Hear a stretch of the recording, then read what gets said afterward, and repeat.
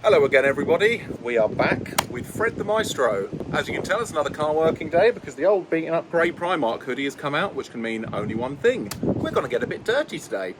Probably knowing the fact that there's 19-year-old fuel, I imagine, still rummaging in that tank somewhere, dirt and rust and general old British Leyland flakiness. But we'll see. So the plan is today we're going to drop the fuel tank, we need to pull the sending unit out, we need to change all the rubber hoses, we need to inspect the condition of the fuel tank and just generally see how things are looking and make sure we don't gum up our freshly rebuilt carburettor. So let's get underneath the car and have a little look at what we're working with today.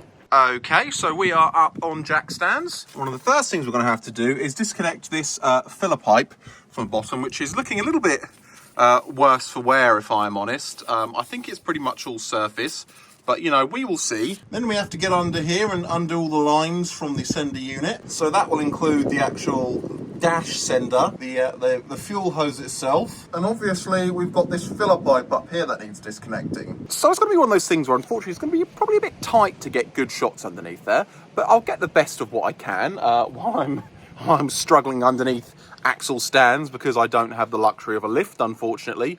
Yeah, that would be so nice if I had a lift, but we don't. So let's get going and let's just see what we can find. So first of all, I think we're going to need a spray of the mighty Bulldog BDX on all these little hose connectors and bits, because these are quite rusty and I think they're going to be interesting to actually have come off and release. So that's the first step. We got any luck? Oh, that feels like that's just going to snap. Oh, yeah, well, okay. So, I mean, that snapped.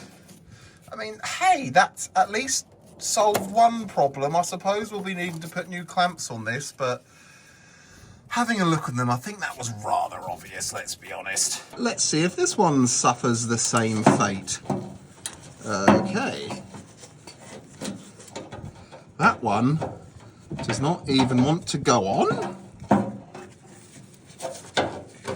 This is off to a great start. This one doesn't even want to go on. I think it's so rusted that it won't actually fit over. Okay, so I've got the hose off, and what I'm going to do now is I'm just going to stick the phone close up to the fuel tank with the flash on and just see if I can get an idea of how things are looking inside before I go the whole hog and actually pull the thing out. Okay, so I don't think we're looking too terrible in the fuel tank from what I can see so far. A little bit of rust and rubbish, but okay, possibly for how long it's been sitting with bad fuel. Let's pull it out and have a look. So after filling about with the rotten clips, I did manage to finally get the fuel line off of the hardline hose. And I have inspected the hardline under here, and it does seem like it doesn't have any leaks, any rot, anything like that, which I can see. Here it is here, going underneath the car, and I've pulled it off the little clips in places and just had a little look. And it all looks good. As I said before, as to the brake lines, they all seem to be okay as well. So, you know, that'll be a case of just putting some fluid through, pumping it up and seeing how they respond. But what people also have to bear in mind, as I lay here on the ground, what people also have to bear in mind is that I did run 15 litres of fuel through these hard lines here, and there was no leaks and no problems and no pinholes or splits or anything I can see.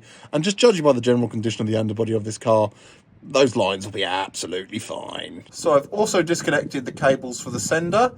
So now it's a case of undoing these bolts either side of the tank and just dropping it down, probably onto a jack or something. Now we have got one more hose that connects to the fuel tank, and that one I'm assuming is a breather of some sort and part of the stopping it filling and overfilling. Oh, look at all this rubbish I've got to sort out.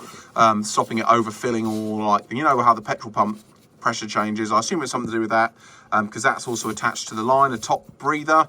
I've got it off this end, but I cannot access it at the tank. It's on the top of the tank, and right now that's bolted in. So hopefully that's something that I can just literally yank off, or, you know, just see as the tank starts coming down what I can do. But that might be the only problem that I can see here. Oh Lord, this pipe really needs sorting out. Good. Oh, that's a bit. I don't think that's an MOT failure. I think it's an advisory, but that looks a bit crusty, doesn't it? Oh, we'll have to see on that one, because I actually have no idea where I can get these top mounts from either. Apparently Golf ones work, but we'll see. Oh, little rusty shaft in the suspension. This is also fun. Yay, bump stops. I don't think they're failures. I believe this is advisories, but we will see. If there's any MOT testers out there, any people that know for sure, it would be interesting to see. But we'll cross this bridge when we come to it. Right, I have liberally sprayed all the bolts with BDX. I've got a little bit of something under there to help stop damaging the tank. I don't know if it'll do much to hold it and stop it falling over, but basically I'm going to use the jack to lower it down a bit. So I guess we start unbolting. Okay. Oh, that's not coming out with one hand. Oh, okay. All right, that's coming better than I thought it would. That's good. Right.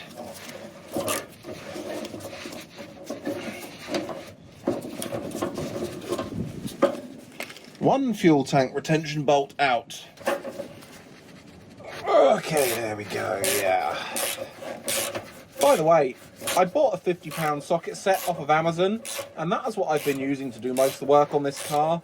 And I have to say, for 50 quid, sure, it's not the most highest quality thing in the world, but you really can't beat it. Right, that's this side tank retainers out. Let's go to the rear. Now, honestly, I don't know if I'm going to be able to get these on camera easily while I'm doing this.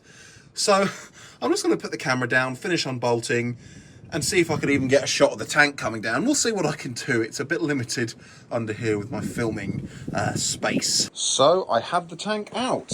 As you can see, it's actually not in bad shape at all. Just little tiny bits of surface crust, but I can't see any holes or anything awful like that. So I think the tank, certainly externally, is okay. Now we've got to deal with the fuel sender, and there's going to be a lock ring which I need to undo because I need to pull this out and just have a look and check the condition of that. I'm getting a light down the tank. We can see it doesn't look too terrible. In fact, though, I've got an idea. Right, now what I want to do is see exactly what comes out of the tank.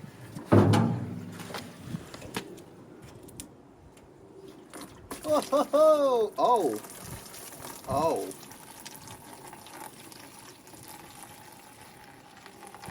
Oh, okay. That's, that looks like somebody had a very heavy night drinking, and this is the result what happened the next morning when they had to suddenly rush to the bathroom after waking up because the kebab they had didn't agree with them too well. Yeah, that's some rusty fuel. Hopefully I can clean the tank out and the tank is still usable, because trying to find a new tank for one of these be expensive and rare, and I'm not 100% sure what the options are with this, but yeah, I think it's going to need washing out and hosing out, I reckon. There you go. For those of you that want to see exactly what the fluids look like coming out of it, you can see all the yeah, nice. And after draining the gunge into a little bit of a bucket, there you go, that's the rust. Now, mind you, if that's all of it, that's probably not too terrible, but yeah, I think this tank is going to need a good cleaning. Well, I've just undone the lock ring for the sender / the actual pickup tube. Shall we see together how bad it is? Oh, okay. Ooh, that's going to need some cleaning. That is pretty grungy, and I have no idea where I can get a replacement for that. Sorry, the camera's going in and out of focus there. Look how grungy that is. And I think this tube's a bit, it's just got rust on it. The tube itself isn't actually rusty, so I think the tube will be okay. The rubber gasket actually seems fairly all right, because that's another thing. I don't know where I'll get a rubber gasket for that, so fingers crossed I'll be able to reuse that. I'm going to guess that this kind of being all dirty is why the level sender wasn't showing any level of the fuel in the tank. It looks like you can roughly see where the fuel was sitting to, which is probably somewhere about there, maybe? So, yeah. So here we are having a little look inside the tank, and I guess I'll have to try and clean that out to the best of my ability. I don't know what I'm going to do here, really. It's got quite a lot of loose rust in it. So before I put this tank back in the car, I'm going to have to get the advice of, I think, people in the comments section, because I'm really not 100% sure the best way to do this. I've been thinking perhaps put some fresh petrol in there, swish it around and just see what happens. But I just don't know if this tank is beyond repair, because actually it looks like it's got quite a bit of crust in there. Really, yeah, advice is going to be needed, I'm afraid. So at this point, you join me over 2 weeks later. Why is that? Well, unfortunately, I had a really bad chest infection, which put me in bed for nearly 2 weeks, to be honest with you. I'm slowly dying. Which wasn't ideal when all I could think about was getting this car going again. You may notice that there is now a second fuel tank. Now, I pulled that thing from my parts car, and to be honest, it's a very good thing that I did, because this tank is absolutely immaculate inside. In fact, I'll show you quickly a little video that I shot of the inside of the tank earlier today. And as you can see, the condition of this tank is a million times better. I've got a little bit of petrol there with a little bit of dirt, just to remove quickly and actually get out. But other than that, no rust, no rot, nothing like that. All in good, perfect, serviceable condition, which is absolutely brilliant. So as you can see, the tank is rust-free. I've now cleaned out that little bit of dust and dirt and the other bits and bobs that are in there, and the last little dregs of old fuel, and it's now fully clean and now ready to go back into the car. The fuel sender itself on this one also is in much better condition. This one is from the original fuel tank, and even after cleaning it up, it's pretty rotten, grotty and nasty. And this is the one from my original Maestro's fuel tank, and it's in a lot better condition. It's not all rotten and things down there. This isn't totally blocked up and ruined. I've given it a bit of a whiz over with parts cleaner, which is good. I know all this fuel tank level sending works, and I've actually plugged it into the car and moved it up and down and checked, and the dashboard does move, so the fuel gauge works in the car, which is brilliant. And I've actually had some new fuel sending to fuel tank gaskets made up. Let me show you that quickly. So here is the new gasket. Now, some people will know that mini gaskets will fit from fuel tanks like those and some other Rovers and things like that, Land Rovers, etc, etc. But the difference is this one is made out of Vital rubber. Vital rubber is better than nitrile because it's less susceptible to swelling and more resistant to fuels and oils, and generally things like that is a better material, more expensive material.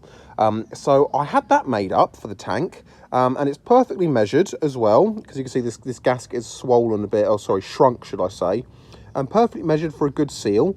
And yeah, it's basically an upgraded part, which is nice, and it didn't really cost a lot either. So the tank is now fully back together. I've given it a clean over on the outside, and I have put a little bit of rust treatment around the entrance of the tank sender area and some grease on some of the exposed little bits of metal to stop it rusting. You may be wondering why I'm not actually completely cleaning this up and stripping this back today and repainting it and things like that.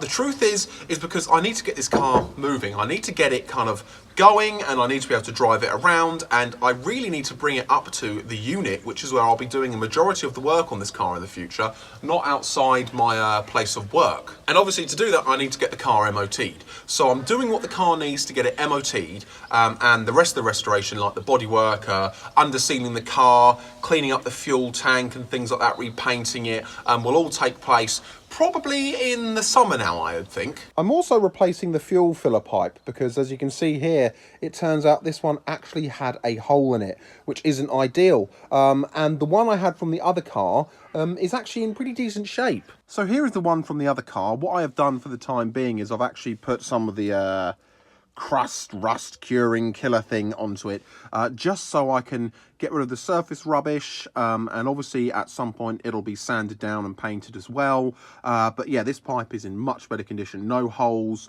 no major surface rust. I also put some crust on the opening here in the fuel filler neck area. That's a very common place for them to go on these cars, and it has just started to go. In fact, if I poke this, I could probably, well, it's not a hole yet, but it has started to go, so that is something that I'm also going to need to take care of and probably sand back and paint and do something with.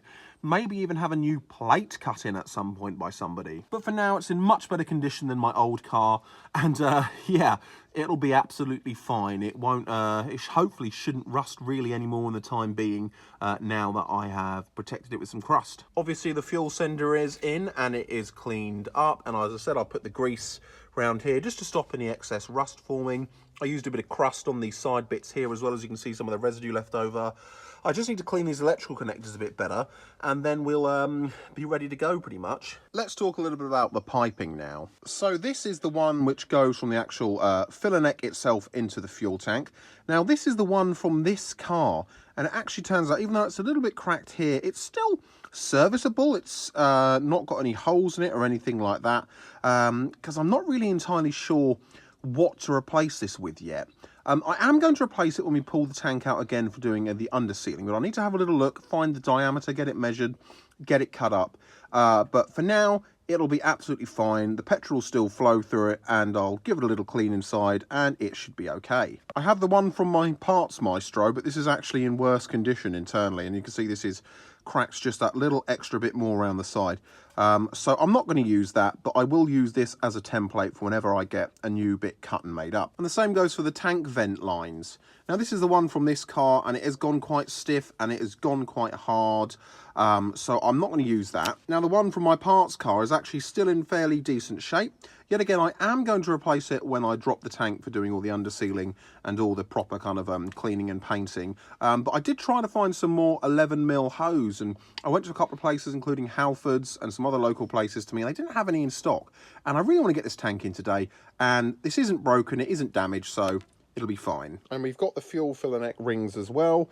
This is the one which actually came out of my original Maestro, and yeah, that's all cracked and rubbish. This is the one which actually came off this car, and surprisingly it's still kind of very supple, and it's still decent and not completely cracked and ruined. So I'm going to give that a clean up, and we're going to reuse this one as well. What I have got, however, is a brand new hose and fixings to go from the fuel sender to the actual line on the body of the car. This is all nice and pliable and things like that, and this is all a bit stiff and rubbish and starting to crack. So yeah, it's always good to replace the main fuel lines, and not especially, and that's what I'm going to be doing today. So after I've brake cleaned a couple of things, we're going to get this tank back in the car. Okay, so now we have the fun task of trying to get this fuel tank back in. So I don't know if I can...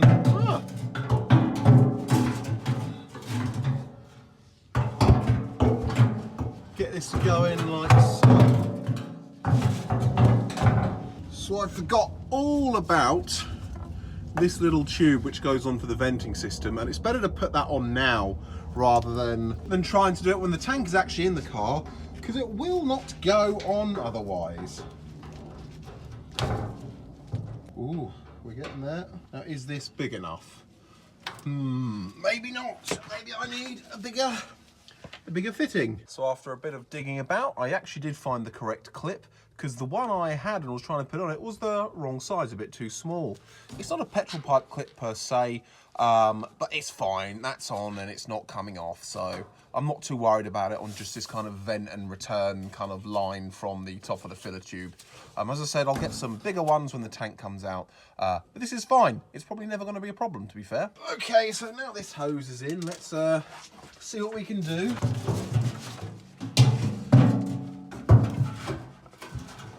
Just making sure it's kind of all going to go back into place, which it looks like it is.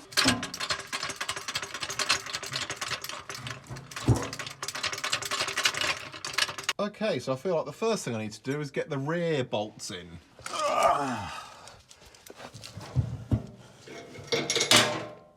Ah, you're kidding. You see what I just did there? I just dropped a bolt into the fuel tank. Oh my lord.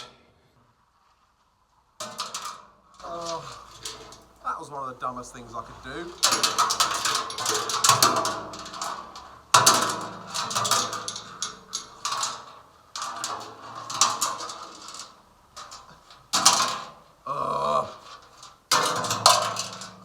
Let's pull the sender out. Let's try not make that mistake again. Idiot. Idiot man. Okay, now some of the eagle-eyed of you may have spotted the fact that I didn't retrieve the washer that also fell in the tank. Well, I have actually done that off camera, because I was like, oh yeah, there's a washer I need to retrieve. So everything is out, the sender is back in, It's all back to normal, so let's get this tank in, and hopefully I don't do the stupid thing again and drop another bolt in the tank. I can't believe I did that. So in the comments section below, I want you to tell me what the stupidest thing you've done while working on a car is in your most, I can't believe I just did that moment. That is so stupid. Why am I allowed near anything mechanical moment? You know, we've all done it. And this is a proof that this is proof, should I say, that it can happen to anybody. I found another tripod, by the way, a little one that goes on the floor. So that is how I'm able to get you this underneath the car shop today, which hopefully isn't messed up too much by my arms.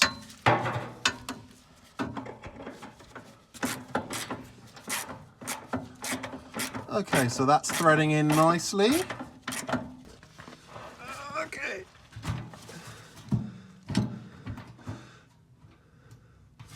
And the one on the other side is also lining up. So what I'm going to do is I'm going to do up the bolts pretty much all the way to the top, but leave it so they're free for now, so I can make adjustments on the hangers and the brackets for the fuel tank. And then, yeah, then we should be okay.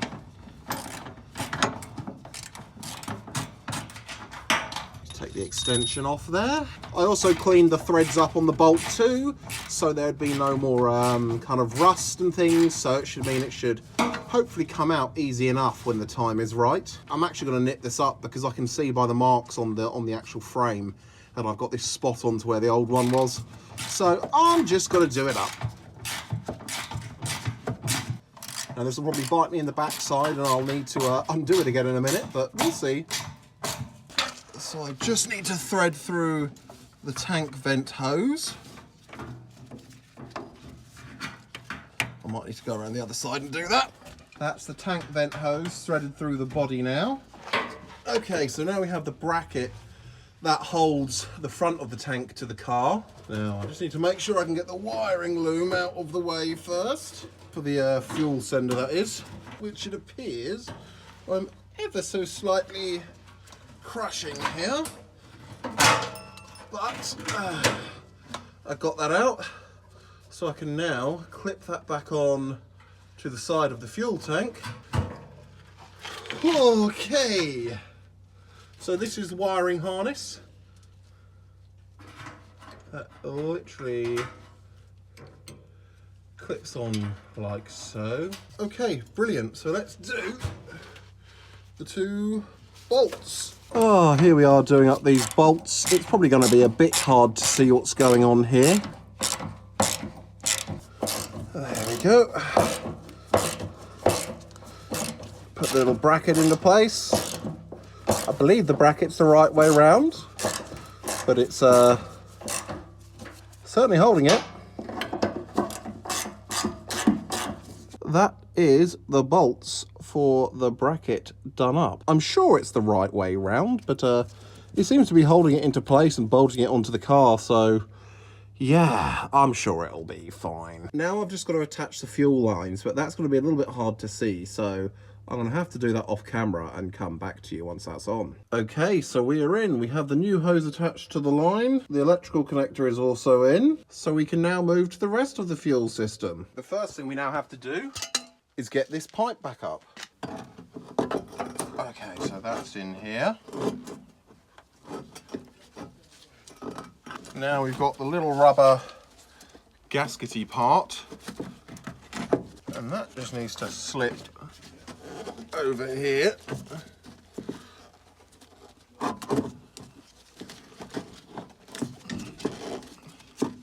Oh, we're nearly over.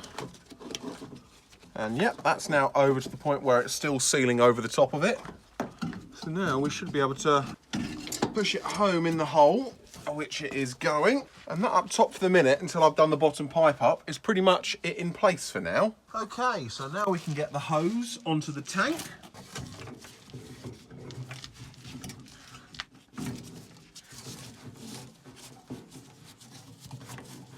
Okay, so that is the hose onto the tank.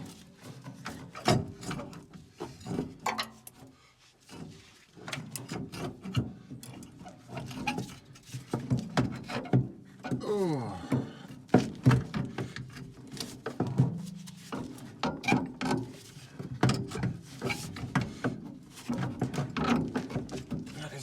also now the hose onto the filler mechanism. So now we need to go up top and make sure this is pushed into place. Obviously, we have to use a screwdriver to hold it down with a new clamp.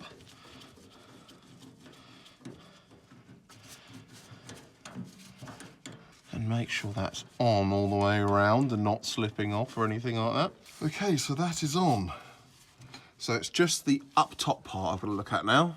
Well, if I'm absolutely honest with you, that ended up far more stressful than it needed to be. This is now in the right place. And everything up here is in place as it should be.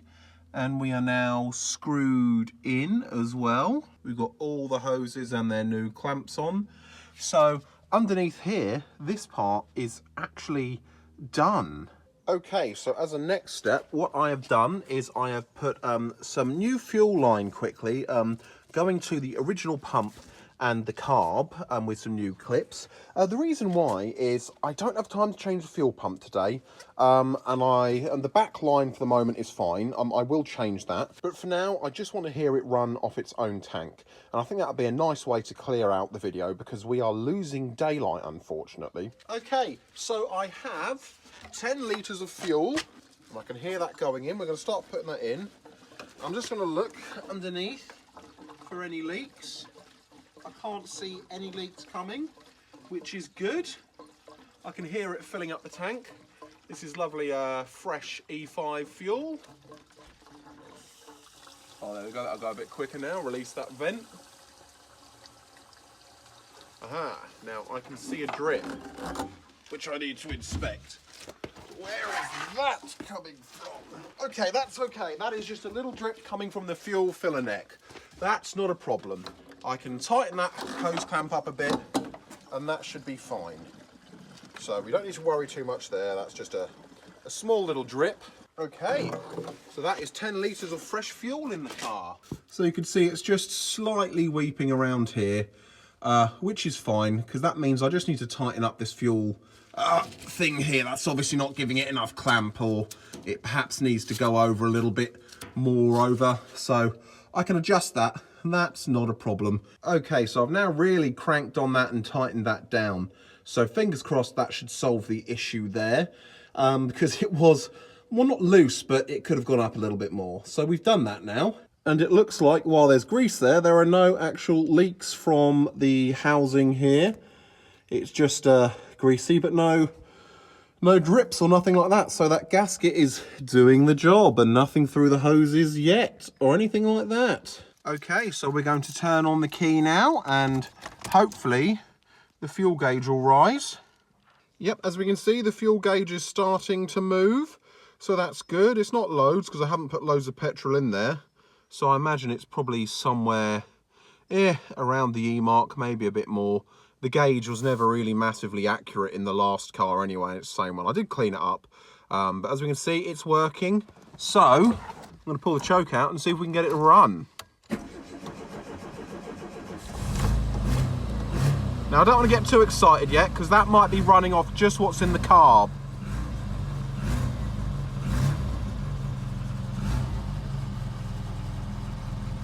Now I can't see any further leaks.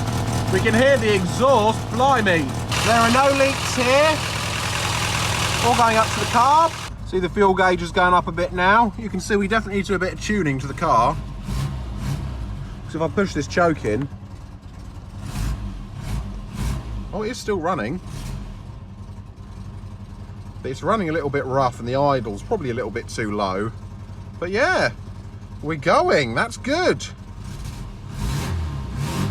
Running off its own fuel tank for the first time in, well, a long time. So as the light is starting to fade, I think we can call today a bit of a success. So I didn't quite get everything I wanted to do done. I didn't get to do the actual fuel pump. As I said, I've got one more line on the back of the engine that I need to do, fuel line. But I managed to sort the little leak on the back of the filler neck, it looks like. I'll have to add some more petrol and find out. The gauge is working. It's running wonderfully off its own fuel tank. So for the time being, that's one thing to cross off the list. In the next video, we're going to do some more engine work. I was planning to do brakes, but the problem I've got is I've got a master cylinder rebuild kit on order and it's coming from somewhere in Europe and it's delayed. And that is kind of what it is. So I thought, well, you know, instead of sitting around waiting for it to arrive, I'll just move on to some other stuff. So in the next video, we're going to look at doing things like the rocker cover gasket. We're going to give it an oil change. We're going to look at the tappets. We're going to replace the fuel pump and that final fuel line on the vehicle as well. And then it's pretty much just going to be waiting for the bits to come for the brakes. And then it is brakes in the next video will be the plan. And then we're going to look at some of the other last little bits for prepping it for the MOT that we need to do.